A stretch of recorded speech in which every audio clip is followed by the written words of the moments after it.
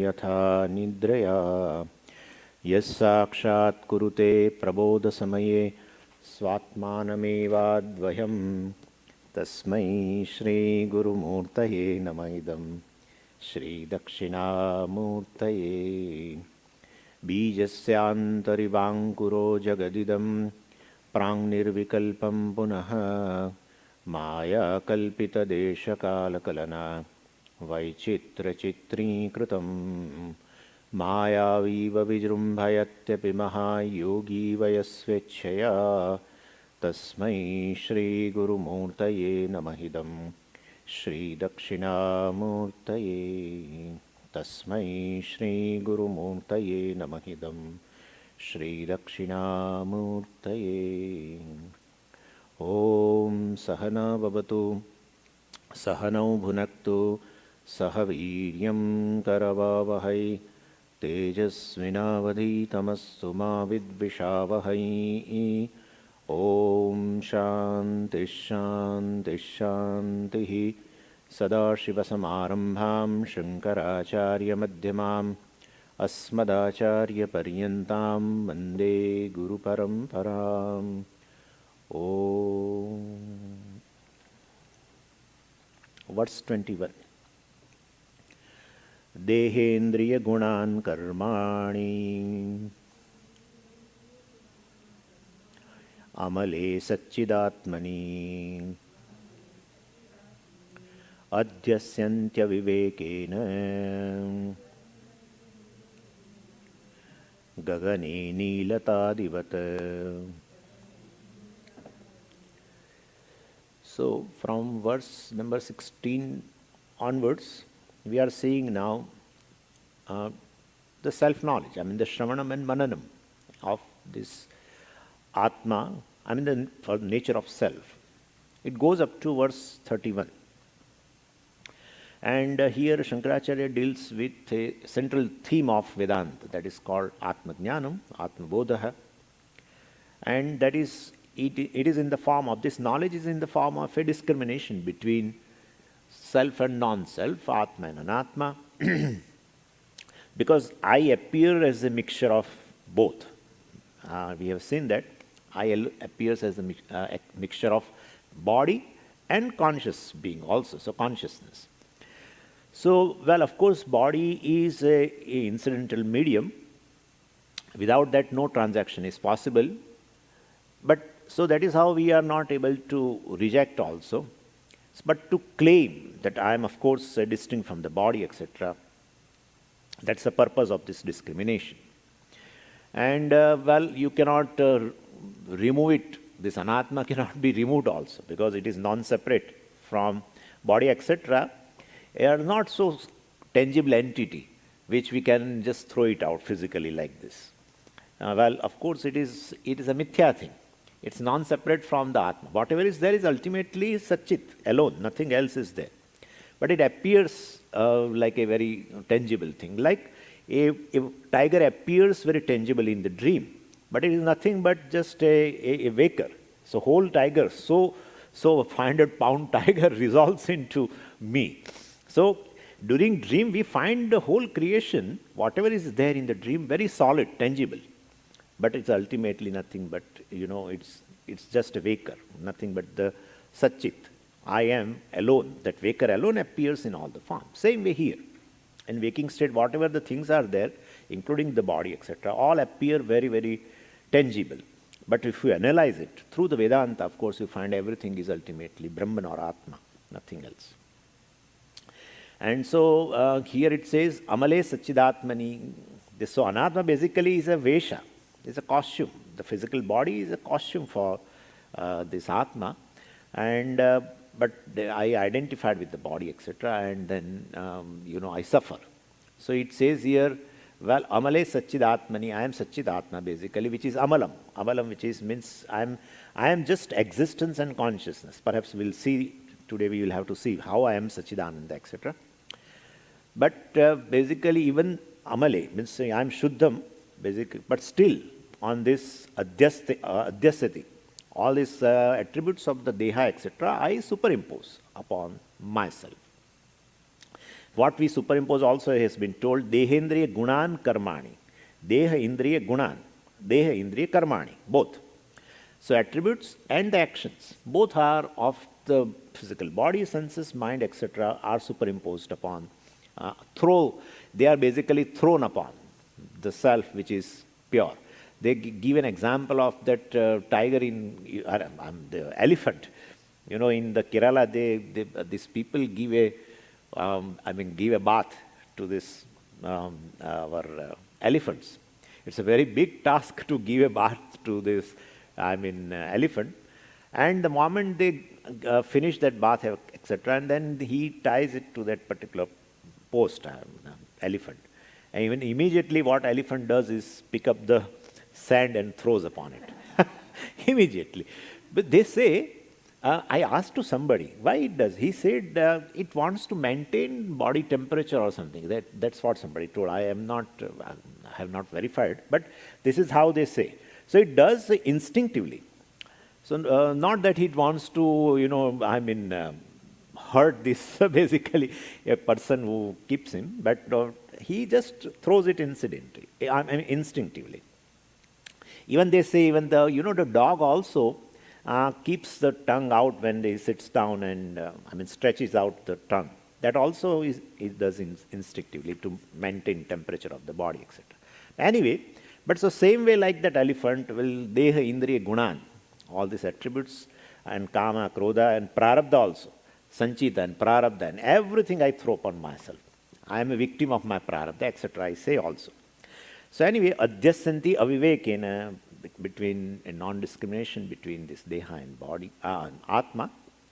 Because of that I superimpose. And the example, Gagane Neelatadivat. So Gagane Neelatadivat, just as this colorless space is looked upon as a blue sky. Two things actually. Neelatadivat. Neelata means blueness. And Adi means etc. Etc. means what? Form.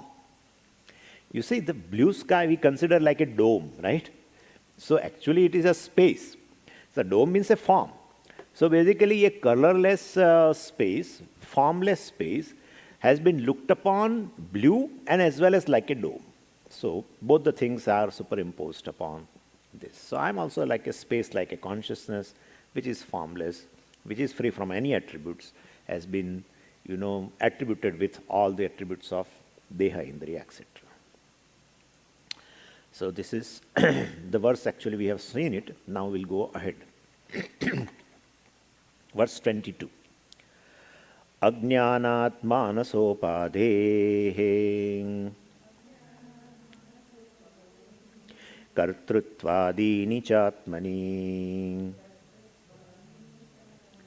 kalpyante ambugate chandre chalanadi yathambasah. So in previous verse, there was a superimposition, has been talked about guna and karma. Now here superimposition of kartrutvam and bhoktrutvam has been talked. So kartrutvam means I am a doer of an action. So once I mistake myself as a karta, then I won't have a relaxation throughout. Because karta undergoes a lot of suffering, basically. First of all, I constantly evaluate, analyze my activity. And I find that some of the things I should have done it, some of the things I should not have done it, etc., etc. Omission and commission is all the time connected with the karta. So karta is worried all the time for omission and commission of the past action.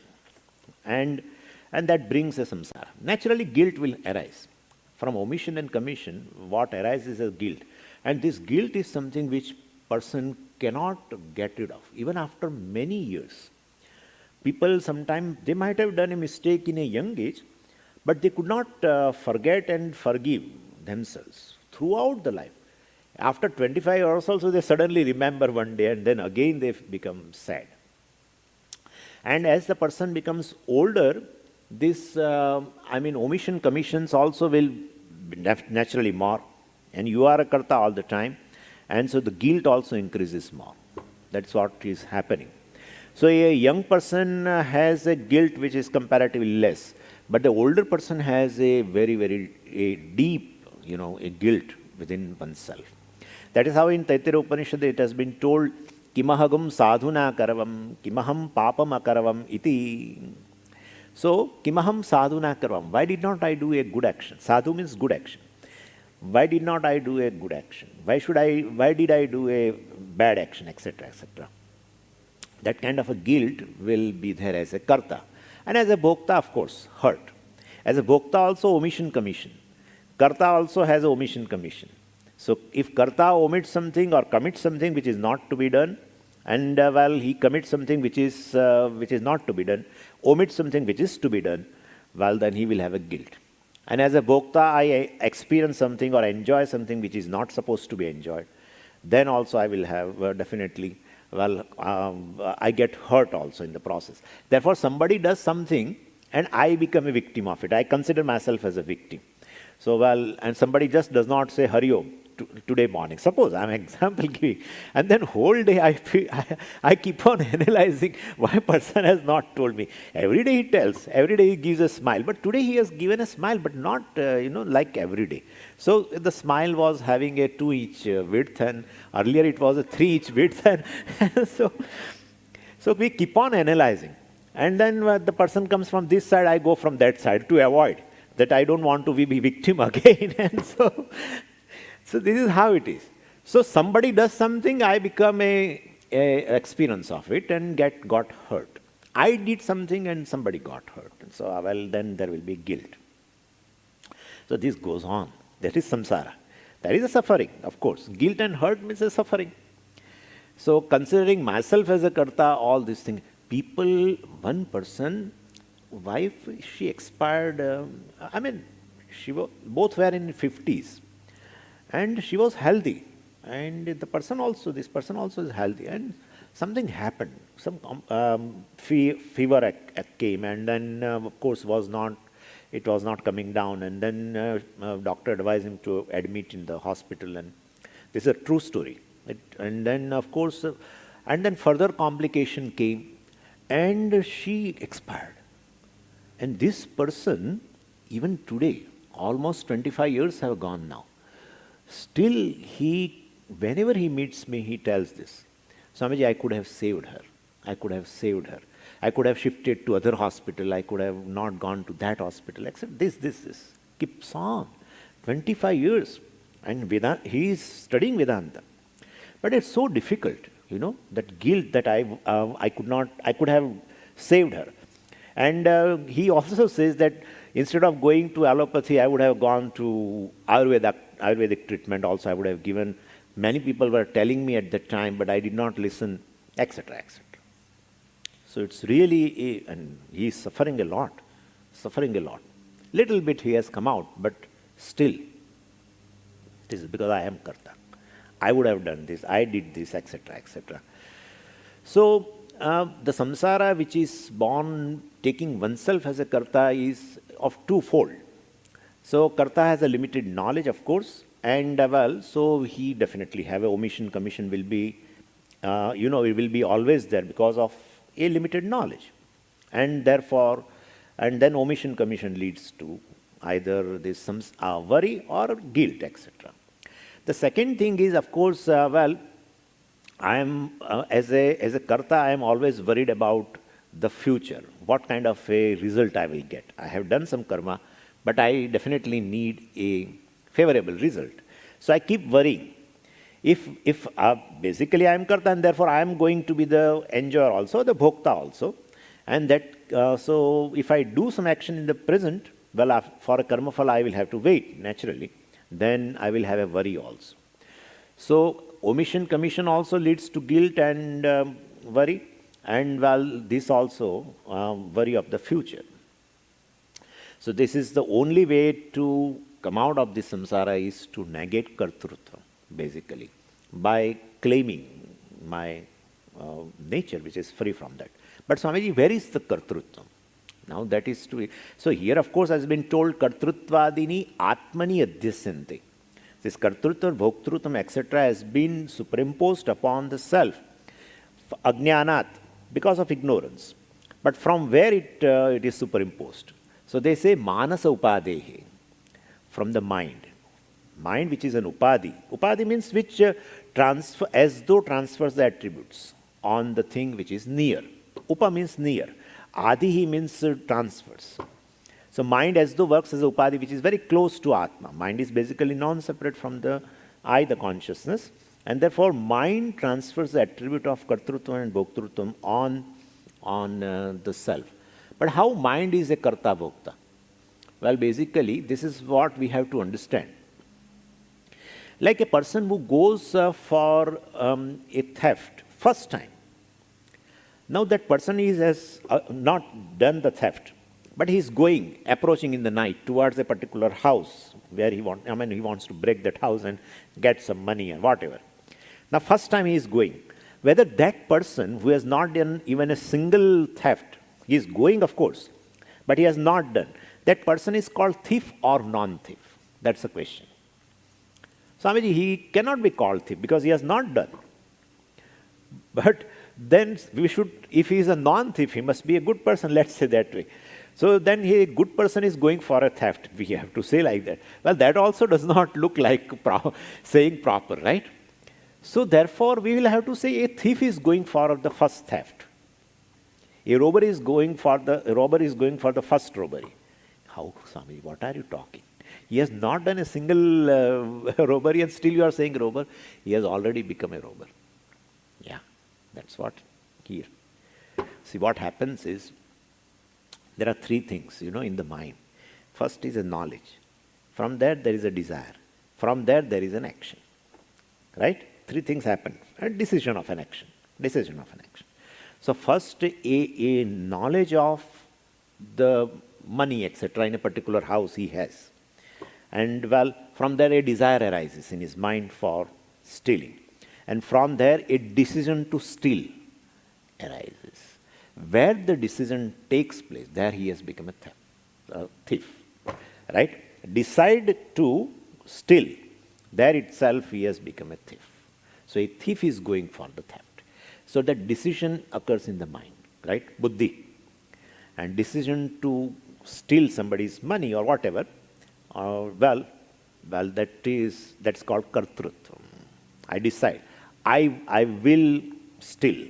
Like that kind of a thought. I will steal. That is called kartrutvam. That kartrutvam it is in the mind, but because very close to the Atma, that kartrutvam is superimposed upon the self. Same way bhoktrutvam also. So, Bhagavan has very beautifully said, Prakrute kriyamanani gunai karmani sarvashah ahankara vimudhatma karta aham iti manyate ahankara vimudhatma. The person who takes ahankara as a Atma, well, he is such a deluded person. Well, the ahankara is basically, that is a karta. That is a mind actually, I thought. And that decision also has taken place in the mind. Well, he superimposes upon the self. That is what it is. And therefore, so everyone, the person who is aviveki, well, he takes himself to be a karta and also bhokta. For that example is given. Ambugate chandre yatha ambasaha chalanadi adyasyate. So, like moon is, in the sky is reflected upon the water. And of course water, like let us say a stream of a water or even a small river or something, and there is a full moon and it is falling in the water, that reflection is there in the water. And then water is moving, we feel as though the moon is moving. So that is how it is. Same way here also.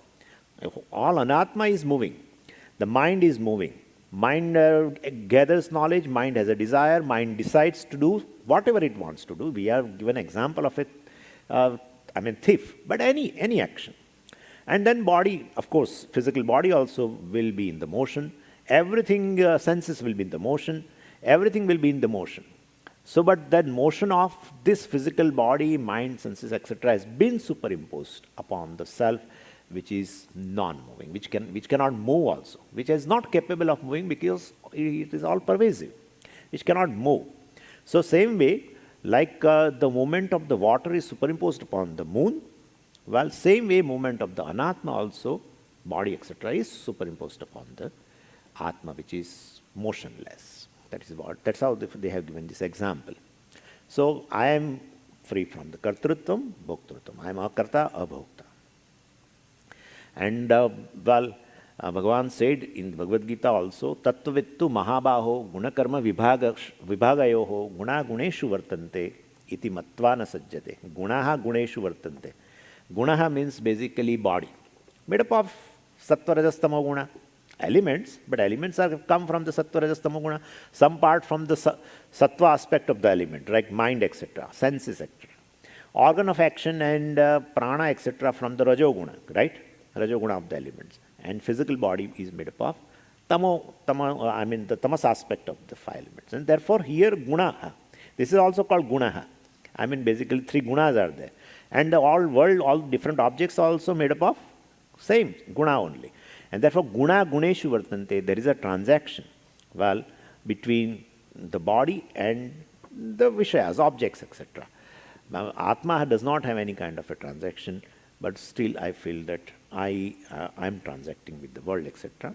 I am doing activity, etc. So this is the verse says with this example.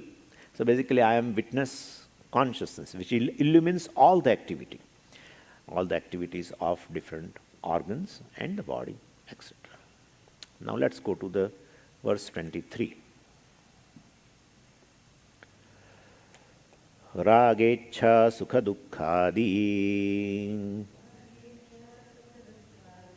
buddhau satyam pravartate sushuptau nasti tannashe tasmad buddhestu natmanah. Now Shankaracharya ji talks about various emotional problems. Actually, they are all various thoughts in the mind. Those thoughts are looked upon as problems, actually, so because of the association with the Atma. So they become problems. The thoughts become problems when it is associated with the Atma. Otherwise, they are just thoughts. So that different thoughts which are there, which becomes problem for the person that have been talked here. Basically, Atma is free from all these emotional problems. So first thing is said here is a ragaha. Ragaha means an attachment, basically. So I am never attached to anything. That's how the beautiful example for the Atma is like a space. So the space accommodates everything. In the space, there are several millions of bodies are born and gone. Space has nothing to do with that, basically. Same way, I am also, I'm a space-like consciousness in which all these millions of bodies are born and gone. But what happens is, because of the ignorance, out of the million bodies, I basically identified with one body and calls one body as a self. And therefore, then I will have attachment towards some other bodies and hatred towards some other bodies. So that happens. Here, of course, raga has been told. So raga means an attachment. So once I identify with one body, then definitely I will have an attachment towards other bodies. And then attachment, definitely keeps increasing in the relationship. Because I all the time think of the good attributes or virtues, let's say, of a person, of a thing. And then attachment keeps increasing. And that creates a problem. That becomes deeper and deeper. And then, very thought of their death. Once the attachment increases, then the very thought of the death, imminent death, suppose, if the person is not dying also, but very thought of, very possibility of death brings a nightmare for the person. I can't stand it once the attachment is there. And death is not a problem, as Pujya Swami says very beautifully. Death is not a problem. I see every day in a newspaper a lot of obituary notes, etc. But that is not great. And I don't know, but people in India, especially retired people, they read obituary columns also from the top to the bottom. It may take 1 hour, but they go through and all the columns.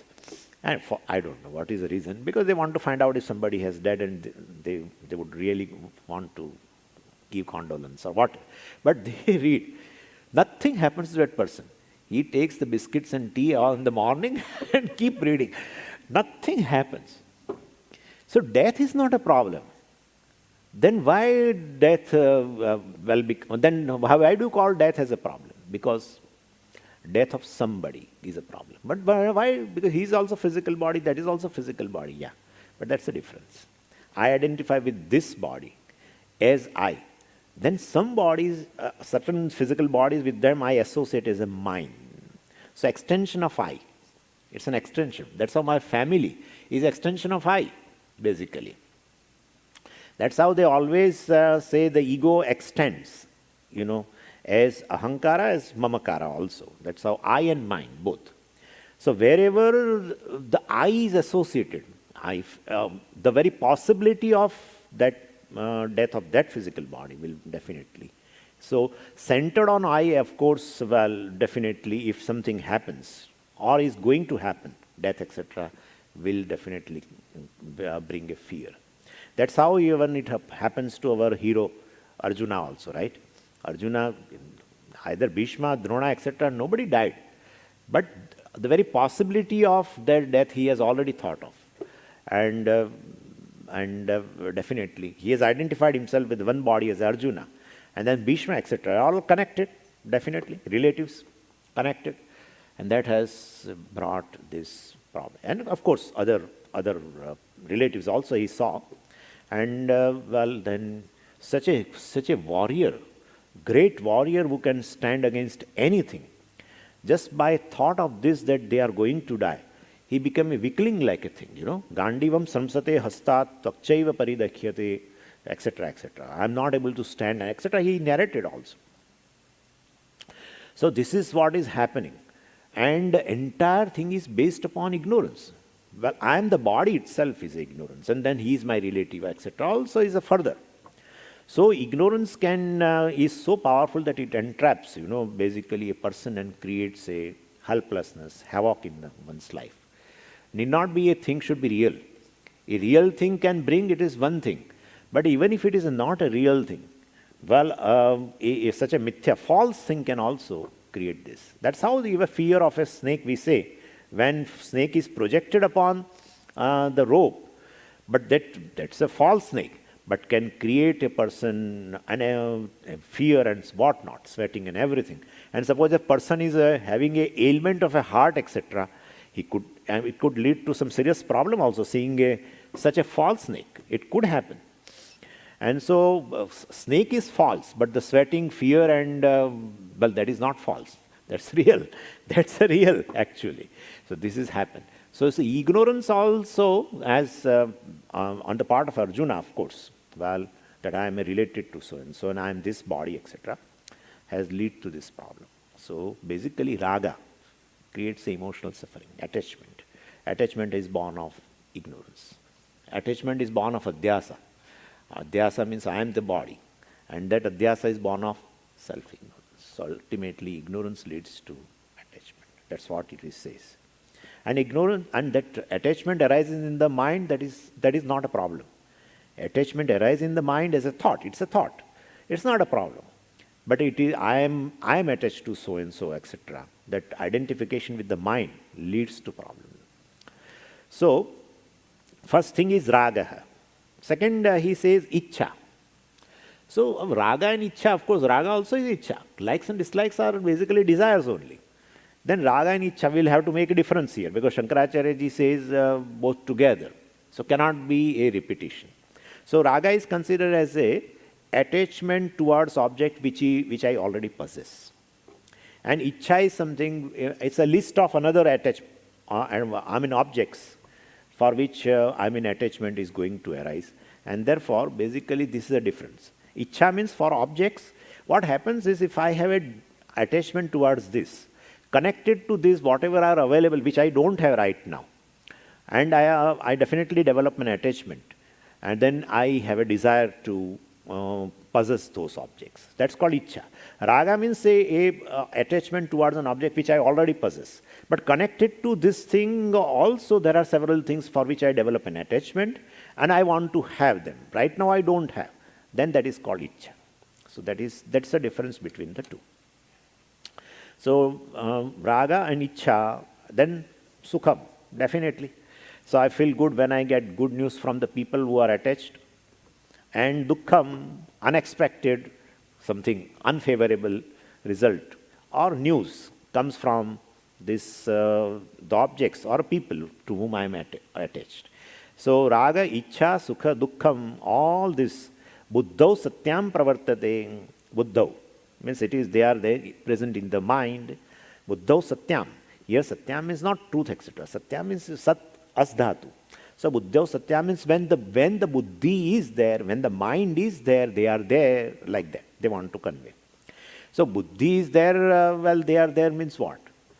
So we have to little modify here. So in waking state and in a dream state, when I have an identification with the buddhi, then they are there, we have to say. Right? Then they are there. Then tannashe sushuptau. So, sushuptau. When in deep sleep state, tannashe, that buddhi abhimana, the identification with the mind, goes away.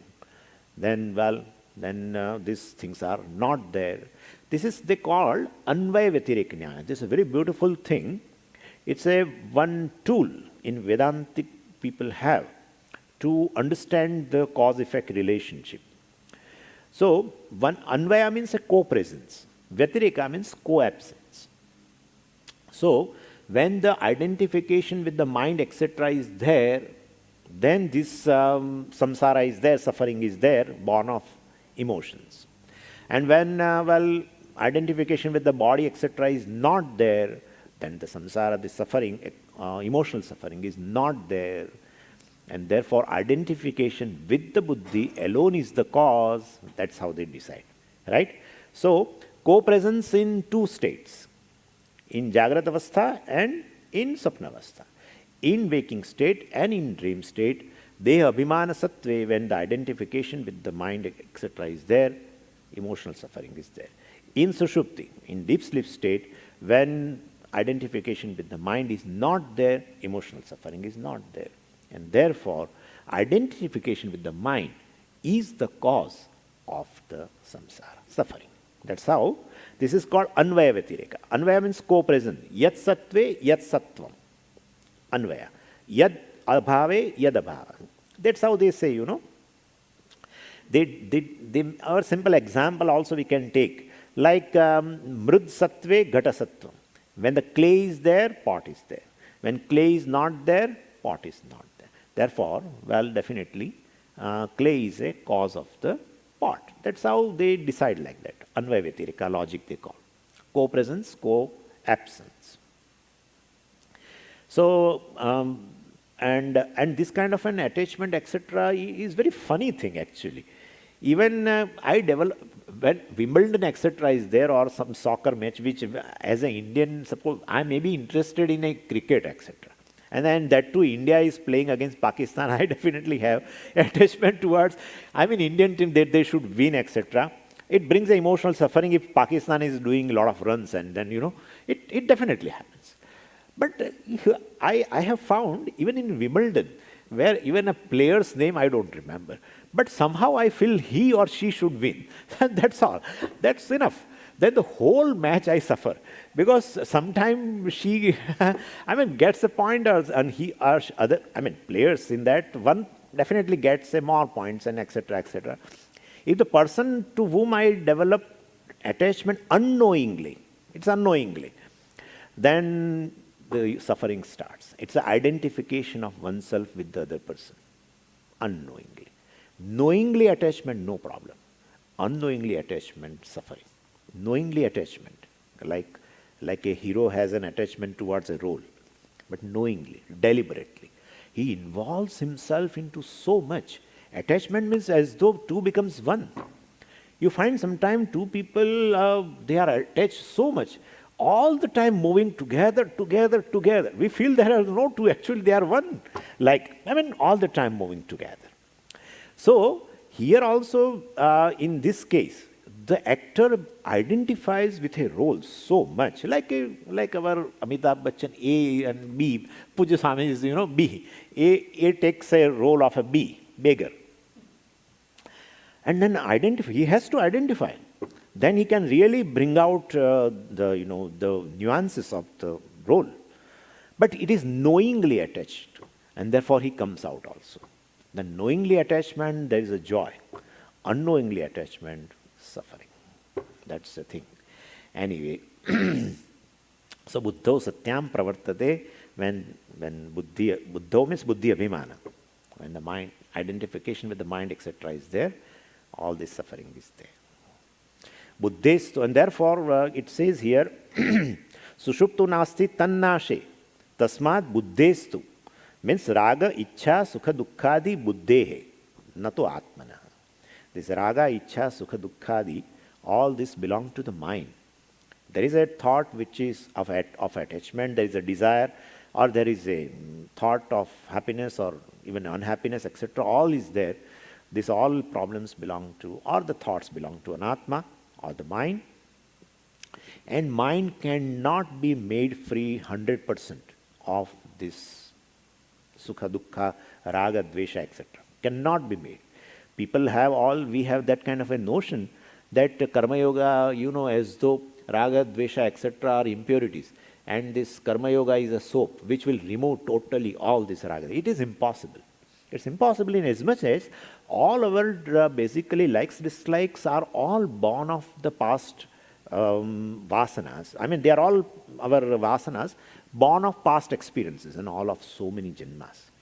So all these vasanas, etc., well, they manifest in the form of likes and dislikes.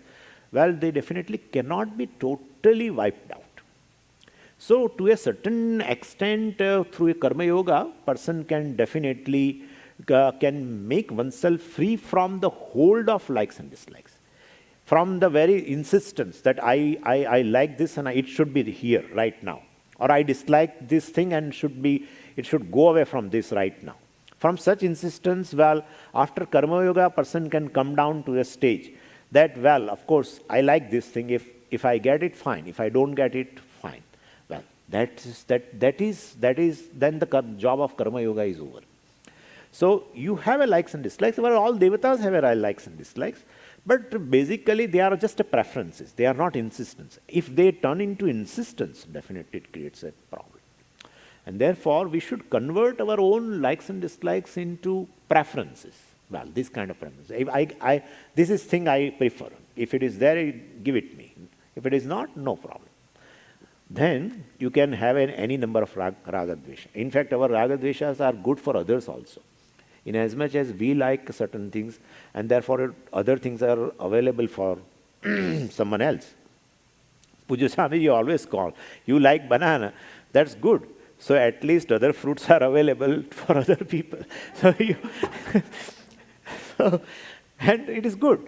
You dislike apples, so it is good. Somebody likes apple, so it is available for the person. All our devatas have. You can see they have a choice for the vehicle also. Everything. We have a choice for our car, etc. They have also. Somebody is having a bullock and somebody is having a mouse, and that their vehicles are very funny, I mean. But they are there. One likes a particular vehicle only, and one likes a particular kind of a attire, and a particular kind of, and that's how they say Shiva always likes Abhisheka, and Vishnu likes Alankara and all that, Shiva Abhisheka Priyaha, Vishnu Alankara Priyaha. They call like that also. So anyway, so that is good. It's good. But they all are not so insistent. When insistence is there, definitely there will be a disturbance in the mind. Too much. So basically, all our raga dveshas are also basically from unconscious mind, basically. Several janmas. Shastra does not talk about unconscious, etc. Shastra says about purva janmas. In modern psychologists, they may say unconscious and subconscious and everything, but Shastra talks about that we have so many impressions, good, bad, etc., from several janmas.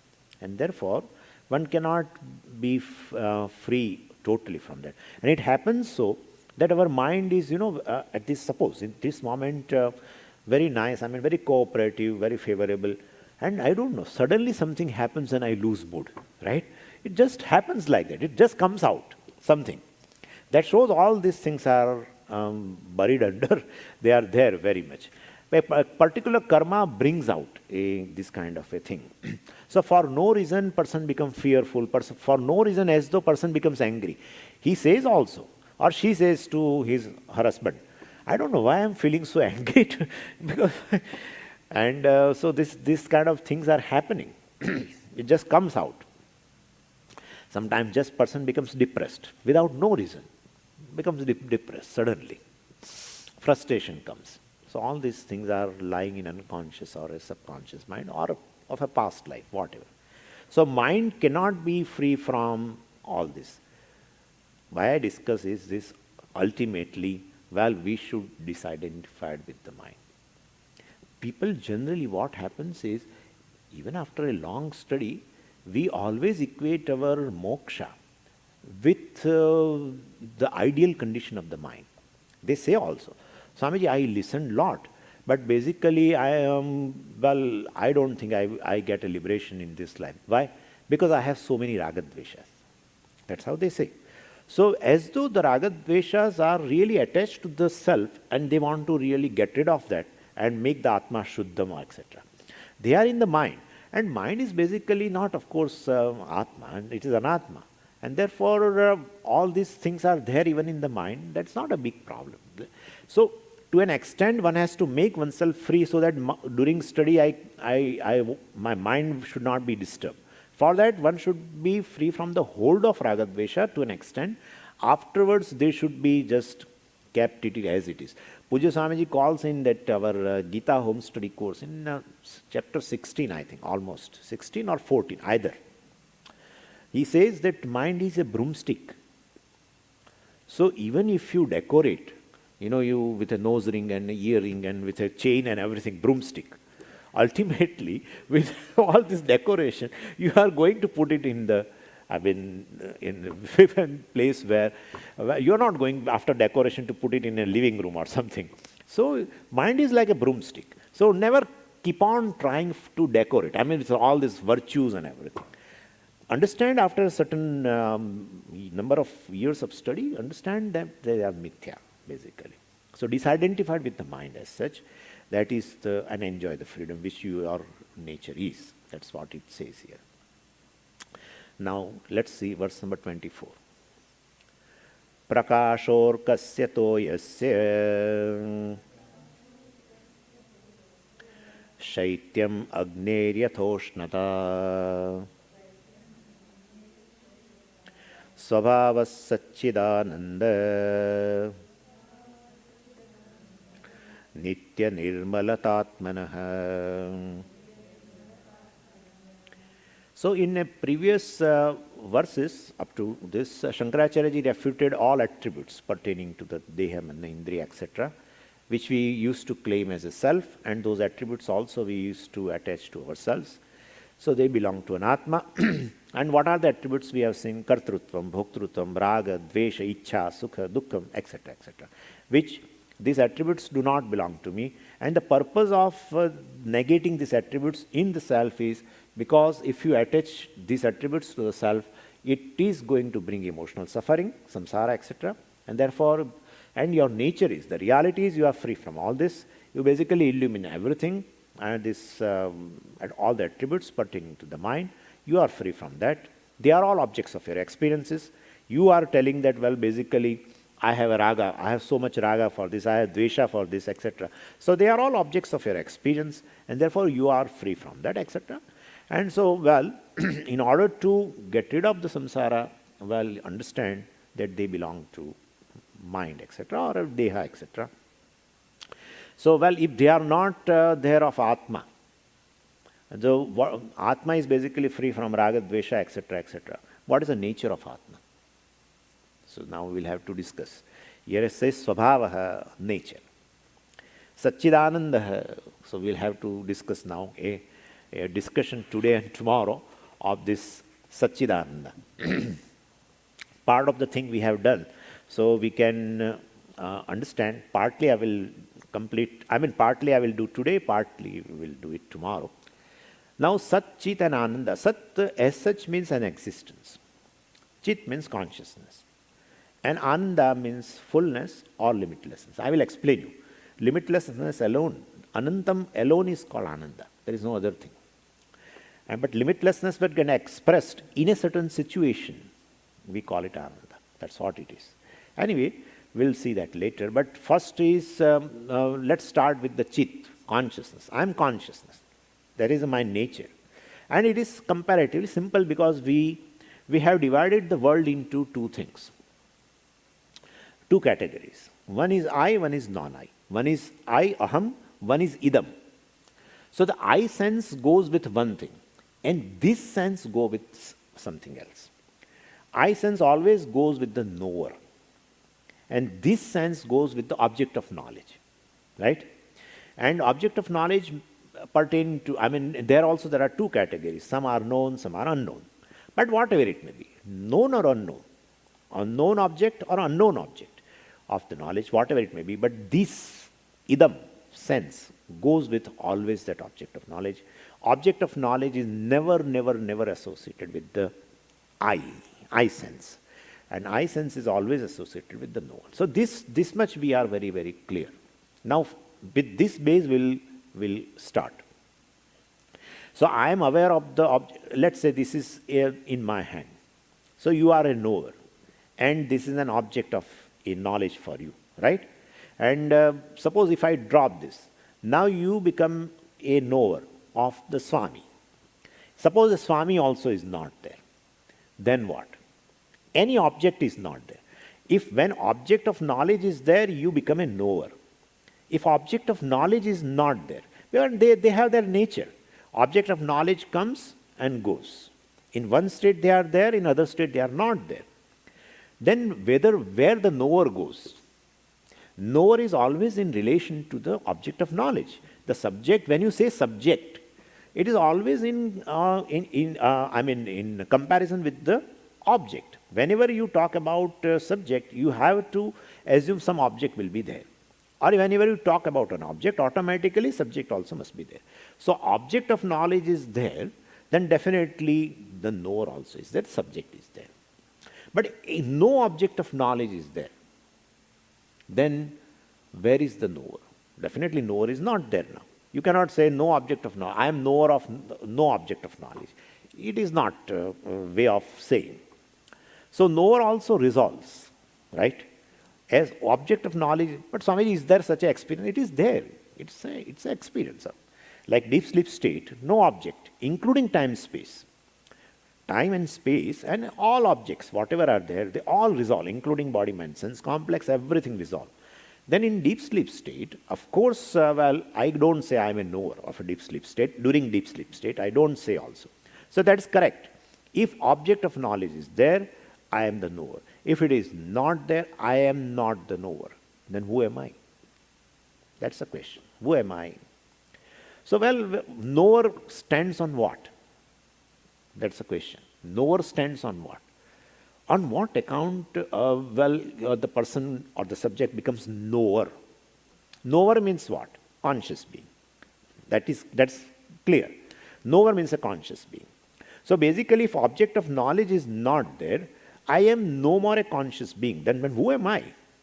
Well, we say knower resolves into knowledge, or conscious being resolves into consciousness. When from consciousness alone, some object appears, then consciousness gets a status of a conscious being or a knower and knows the object. So basically, knower, and you can understand knower means any knower. He may be a seer, hearer, or a toucher, or whatever. Ultimately, it's called knower. So, if no object of knowledge, knower status resolves into knowledge. Conscious being resolves into consciousness. And knower is associated with the I sense. So that way, I am consciousness. Could you follow? I am a consciousness in my nature. Only when object appears, that consciousness becomes a conscious being or a knower and knows the object. So that is how we can understand that way. So the content of this knower is knowledge or consciousness. Knowledge and consciousness are synonymous terms they use. So now let's inquire into this further. What happens is, let's put now this consciousness into this way. In consciousness are these words heard, ultimately. Now, Swamiji, as a hearer, I hear the words. Correct. You are right. As a hearer, I hear the words. But hearer also is established where? In consciousness, right? And therefore, in consciousness, all these words are heard. And when the word heard, consciousness is, definitely. When the word is not heard, consciousness is. When the form is seen, consciousness is. When the form is not seen, suppose my eyes are closed, still consciousness is, right? You can understand this. Consciousness is when the form is not there. Consciousness is when the form is there. Well, so when form is there, well, the consciousness becomes a knower and knows the form, or sees the form, becomes a seer. And from the consciousness alone, if suppose some sound is there, then from consciousness alone the hearer arises, a status, as a knower, and as a hearer hears the sound. Could you follow that? What I am saying is, so if sound is not there, I am no more a hearer, but the consciousness is. Any form, is not there. Suppose I close the eyes. If form is not there, well, still I am no more a seer, but consciousness is. And without consciousness, otherwise, how will I say that there is no sound, there is no form, etc.? So consciousness is, that is for sure. So when a thought is, consciousness is. Thought is not, consciousness is, basically. So consciousness is something which is invariable factor, which cannot be replaced. Form is there or form is not there. Sound is there or sound is not there. Touch is there or touch is not there. A taste is there or taste is not there. Well, it cannot replace consciousness. They replace. Form is replaced by sound, sound is replaced by touch, touch is replaced by something else, taste or something, or a smell. But, consciousness cannot be replaced. Form is, consciousness is. Then smell is, consciousness is. Form is not, consciousness is not. No, consciousness is, right? And that consciousness which is associated with the I sense, the consciousness, as an invariable factor, and which cannot be displaced, is all the time there. And that is our experience also. If you just compare a waking state and a deep sleep state, you will understand this immediately. In a waking state, all forms, sounds, touch, varieties of the touch, varieties of the taste, varieties of the smells, all are there. Consciousness is there. Of course, in a status of a knower, it is there. And when all these objects are also resolved, right? And then knower also resolved, but still consciousness is in deep sleep state. And therefore, to say that no form was there, no smell was there, etc., etc.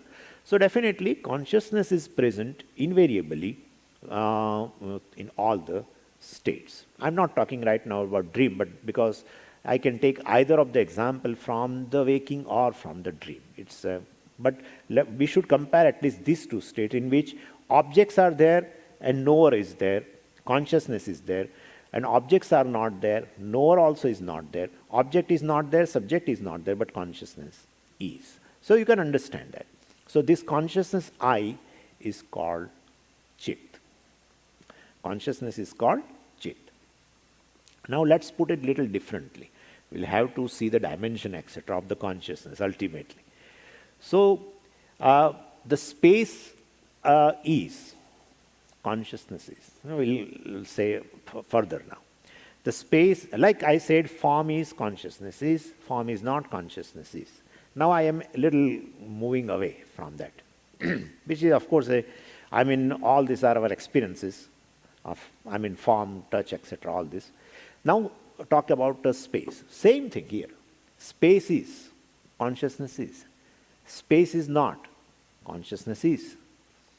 Where? Say, deep sleep state. This space, which is this elemental space, is there in waking state. Like object of, the form, color, form and taste and smell and everything is. Same way space also is. Space is, consciousness is. Space is not, consciousness is. Am I right or wrong? Space is not. How will you say otherwise that there is no space? I am telling you there is no space in deep sleep state. Like in deep sleep state there is no space. It's a matter of your experience for you, it's a matter of experience for me also. So in absence of space, we have to appreciate this. In absence of space, I exist. That's a beauty. In absence of body, I exist. We have, if you remember, we have done this kind of a job. I am not body. How will I prove? Shastra says, of course, that's one thing, but we will have to apply logic. And if you remember, I told you, this body is available in a given state. It's an instrument available in a given state. Physical body is available in a waking state to experience physical world. Then, of course, when I want to experience some other world, dream world, well, then this physical body does not come along. Right? We have seen that. So, in absence of physical body, I exist in a dream state. In absence of this physical body, even though I am not aware of the body, but the awareness basically or the consciousness exists in deep sleep state. And therefore, if I exist independent of the physical body, well, I am not the body. If you remember, we did that. Same way here we are telling. Space is, consciousness is. Space is not, consciousness is. Right? And therefore, I exist. I, the consciousness, exist independent of the space. Independent of the space. And the space comes and goes. And, well, the consciousness, the invariable consciousness, does not come and go. Space comes and goes in waking state. Even the space is absent in a deep sleep state. I, the consciousness, continue. And therefore, space is in consciousness. How can you say that, Swamiji? That's not correct. I will give you an example. Pot comes and goes. Clay does not come and go. And therefore, pot exists in clay. Can I say that way? Pot exists in clay. Don't think exist in clay means this is pot and this is clay. Not like this. Pot exists in clay means what? Pot comes and goes. But clay is an invariable factor, remain in both, and therefore, basically, pot is in clay. In that sense, we are saying not that the two things are there, pot and clay, and well, pot exists in clay like that. It is not like that. You can understand that. So, well, space exists in consciousness because space is consciousness is, space is not consciousness is, and therefore I am independent of the space. Therefore, I don't exist in space. Naturally, in absence of space, if I exist, means I don't exist in space, space exists in me. Space is, space consciousness is. Can I tell that? Space is, space consciousness is. So consciousness pervades the space. Well, space does not pervade the consciousness. Space pervades the body. Space pervades the senses. Space pervades the mind. That's correct. Space pervades the prana. That is also correct. But I, the consciousness, which is independent or distinct from the body, etc., well, is independent of space also. So this much, we call it as, this is called spatial limitlessness. Spatial. In terms of space, I am limitless. Basically, between space and consciousness, well, space exists in consciousness. Consciousness does not exist in space. If consciousness exists in space, I, the consciousness, cannot be called limitless. What exists in space is always limited. Right? What exists in space is always limited. Swamiji, it is too much. Okay. Om Purnamadah Purnamidam Purnat Purnamudachyate Purnasya Purnamadaya Purnamevavashishyate. Om Shanti Shanti Shanti. Harihi Om Shri Gurubhyo Namaha. Harihi Om.